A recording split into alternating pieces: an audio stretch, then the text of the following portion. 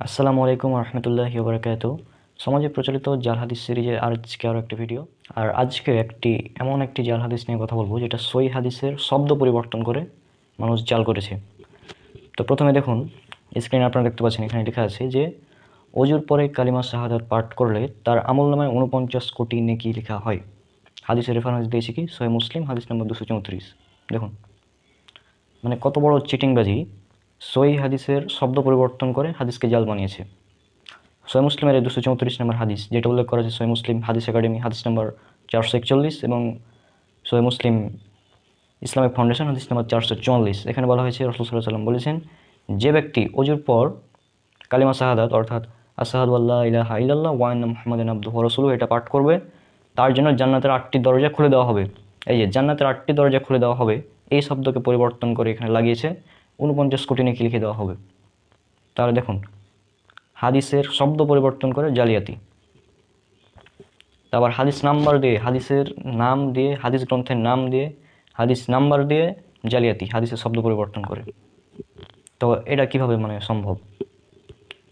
আর এইটা দেখছি অনেকেই প্রচার করেই যাচ্ছে, হুজুর পরে এটা লিখলে, এটা পড়লে 49 কোটি নেকি লেখা হবে। কিন্তু মূল যেটা হাদিস সেটাতে বলা হয়েছে হুজুর পর কালিমা শাহাদাত পড়লে তার জন্য জান্নাতের 8টি দরজা খুলে দেওয়া হবে। সেটাকে পরিবর্তন করে বানিয়েছে 49 কোটি নেকি লিখে দেওয়া হবে। আজীব ব্যাপার।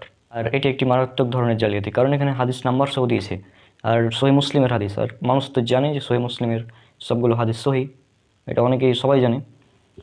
কিন্তু সহিহ মুসলিমের নাম ঠিকই দিয়েছে, কিন্তু শব্দ পরিবর্তন করে জাল করেছে হাদিসকে। তো এই জন্য আল্লাহ সুবহানাহু ওয়া তাআলা বলেছেন, যখন কোনো ফাসিক ব্যক্তি তোমাদের নিকট কোনো খবর নিয়ে আসে তখন তোমরা সেটা যাচাই করে নাও। এটা আছে সূরা হুজুরাত সূরা নম্বর 49 আয়াত নাম্বার 6-তে। আর রাসূল সাল্লাল্লাহু আলাইহি ওয়াসাল্লাম বলেছেন, এটা উল্লেখ করা হয়েছে সহিহ বুখারী কিতাবুল ইলম অধ্যায় 3 কিতাবুল ইলম হাদিস নাম্বার 106 থেকে 110। বলা হচ্ছে, যে ব্যক্তি আমার নামে মিথ্যা কথা বলল তার থাকার জায়গা জাহান্নাম। আল্লাহ রাসূল বলেছেন, যে ব্যক্তি ওযুর পর কালেমা শাহাদাত অর্থাৎ আশহাদু আল্লা ইলাহা ইল্লাল্লাহ ওয়া আশহাদু আন্না মুহাম্মাদান আবদুহু ওয়া রাসূলুহু এটা পাঠ করবে, তার জন্য জান্নাতের 8টি দরজা খুলে দেওয়া হবে, এটা বলেছেন। কিন্তু এই শব্দকে পরিবর্তন করে তারা বানিয়েছে কি 49 কোটি নেকি লেখা হবে। মানে রাসূল সাল্লাল্লাহু আলাইহি ওয়াসাল্লামের নামে মিথ্যা কথা বলেছে। তো এই ধরনের অনেকেই হাদিস জালিয়াতি করে। জাল হাদিস লিখে বলে দিয়েছে মিসকাত, জাল হাদিস লিখে বলে দিয়েছে নাসাই, বলে দিয়েছে বুখারী। অথচ হাদিস গ্রন্থগুলোতে যদি খুঁজে দেখেন, এগুলোর কোনো অস্তিত্বই পাওয়া যাবে না। মানে এতদিন মানুষ হাদিস জাল করতে, হাদিসের নাম্বার দিত না, কিন্তু এখন কি করছে, হাদিসের গ্রন্থের নাম দিয়ে, হাদিস নাম্বার দিয়ে জালিয়াতি করছে।